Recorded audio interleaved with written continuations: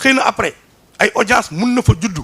on ne sait pas, on ne sait jamais, parce que quand une autorité vient à une activité comme ça rencontrer des Sénégalais yu am ay problèmes ci seen ay secteurs mun nañ fa jëlante contact mun nañ fa am ay audience en vue ñun loolu moo ñu tax a jóg ci activité bii nii c'est-à-dire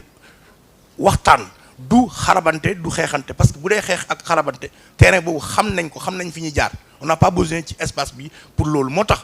c'est important, c'est un message à tous les militants qui vont venir parce qu'il y aura des militants parce que quand les politiques se déplacent leurs militants se déplacent ak ñoom on a pris toutes les mesures de sécurité yi ci war ci biti ak ci biir un seul écart d'un seul militant on le fait sortir respect lañ fi soxla respect il faut qu'on se respecte à un moment donné ñun def gentleman agreement ñu waxtaanee réew mi ça c'est à l'endroit de tout le monde citoyen bu fay ñëw da nga ñëw pour participer wala da nga ñëw pour déglu wala da nga ñëw pour fekkee wala indi sa xalaat duñ fa accepter benn écart de langage duñ fa accepter benn reewantu duñ fa accepter benn acte boo xamante ne ni moo xam vandalisme la wala lu munti doon non on a pris toutes les mesures yi ci war ku fa def benn affaire boo xam ne waroo ko def parce que àndoo kii wala déggoo ak kii on te fout dehors dañ lay génne ci biti cela dit nag chacun a le droit et aura le droit de dire ce qu'il pense waxuñ kenn bu mu wax lu mu xalaat attention encore faut pas ñu dëpp samay wax ku mu neex waxal lu la neex ba géej gi fer mais na nga ko wax ak ni ñu ko war a waxee teg ko ci discipline donc loolu c'était un message très important bu ñu waroon def et tu voulais nga bëgg contribuer ok ma jox Kébé. Voilà. Donc merci c'est juste pour rebondir ci question bu Fatima bu RFM par rapport ak lu mu wax que ni depuis boobu ba léegi ñi ngi wax sur la problématique des personnes handicapées mais amul solution damay rappeler rek que ñun ce qu'on vise c'est de construire une société inclusive te une société inclusive maanaam loolu quête la idéal la c'est comme la démocratie depuis combien d'années ñu ngi koy wax depuis combien de siècles depuis Socrate mais jusqu'à présent chaque jour ba tey mi ngi nekkaat débat ça veut dire ce sont des questions yoo xam ni du mus a changer idéal la quête la toujours day am loo xam ne da nga koy perfectionner tey jii ni tu parles de la problématique des personnes handicapées mais demain aussi d'autres problématiques vont ressurgir yoo xam ni kon muy wane débat bu continuer tant que la société existera les débats sur les problématiques des personnes handicapées sur les femmes yooyu yëpp day continuer di am beneen bu ma bëggoon contribuer aussi mooy juste parce que tout à l'heure dégg naa ko à plusieurs reprises on parle des handicapés on parle des personnes vivant avec un handicap Albert Camus disait que mal nommer les choses c'est rajouter au problème du monde kon damay lancer appel souvent quand on parle des handicapés on dit personnes handicapées ou bien personnes en situation de handicap c'est important parce que on met d'abord la personne en avant de dire handicapé mais quand tu dis les handicapés c'est très péjoratif kon le mieux est de dire personne handicapée ou bien personne en situation de handicap parce que tey jii nii comme ni ma koy wax souvent rek le handicap est souvent situationnel tey jii peut-être su ma toog woon ci fauteuil bi su ma toogoon place su caat ñëw toog fii ku ñëw ne du xam kan mooy personne handicapée bi tey quand on doit débattre sur des sujets d'actualité quand on doit mettre en place des projets des idées là man je ne ressens pas mon handicap mais tey si on devait faire une course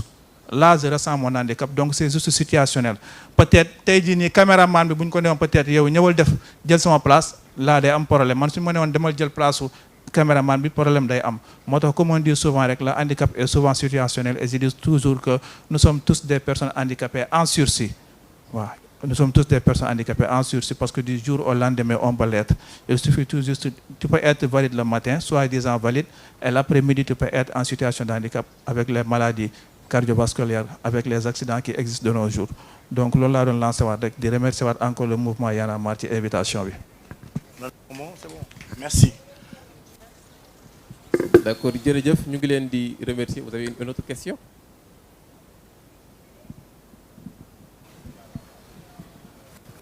Je m'excuse juste pour préciser parce que j'ai vu la dame tout de suite parler avec juste tey boo gisee nit ñi revenir un peu sur le format parce qu'on connaît à peu près l'idéologie de Y en a marre ci question changement format bi mooy lu Khafor wax sànq quand une société évolue forcément forme de lutte bi aussi day évoluer peut-être li attirer attention nit ñi mooy format bi moo tax question bi dem ci sens boobu la dame gis naa ko fii xeebu activité bi non c'est-à-dire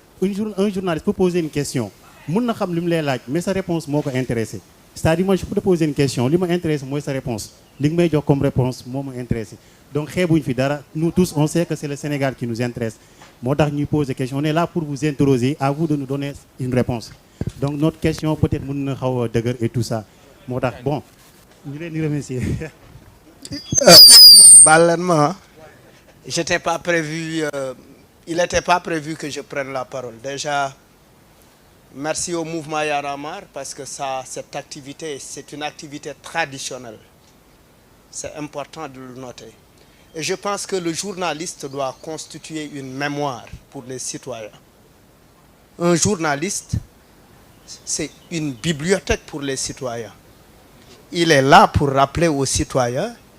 ce qui s'est passé il y a longtemps, comme un historien, parce que le journaliste peut jouer aussi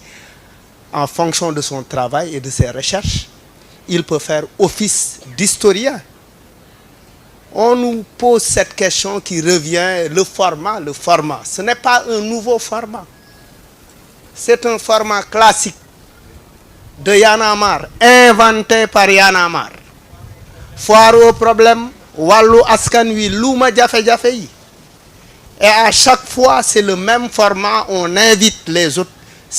les tenants du pouvoir, les acteurs eux-mêmes qui sont sur le terrain, qui mènent les activités, qui sont les principaux concernés. On ouvre ça également aux populations. On met en place des plénières. On fait des expos de manière assez originale et créative pour permettre effectivement aux citoyens pour amener les citoyens, pour rendre plutôt l'information beaucoup plus accessible et beaucoup plus digeste. C'est pour cela. Dire aussi que Y en a marre prend congé de la rue, c'est faire un mauvais procès de Y en a marre. Ce n'est pas vrai. Cette activité, elle ne se tient pas au Radisson. Elle ne se tient pas à Moon. Elle ne se tient pas à je ne sais pas où. Elle se tient à Colobane, à la place de la Nation. Le choix de la place de la Nation est symbolique. Que signifie la Nation? Nous sommes tous des parties prenantes, nous sommes des composantes de la Nation.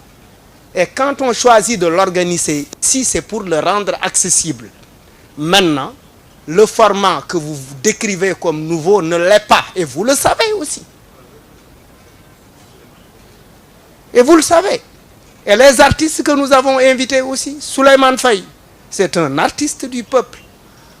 Par ses textes transversales, intergénérationnels, As de Best, BMJ, un rappeur montant, qui n'ont rien peut-être à voir avec le mouvement Y en a marre, c'est une marque d'ouverture. Quand même, rendez à Y en a marre ce qui appartient à Y en a marre. Je vous remercie.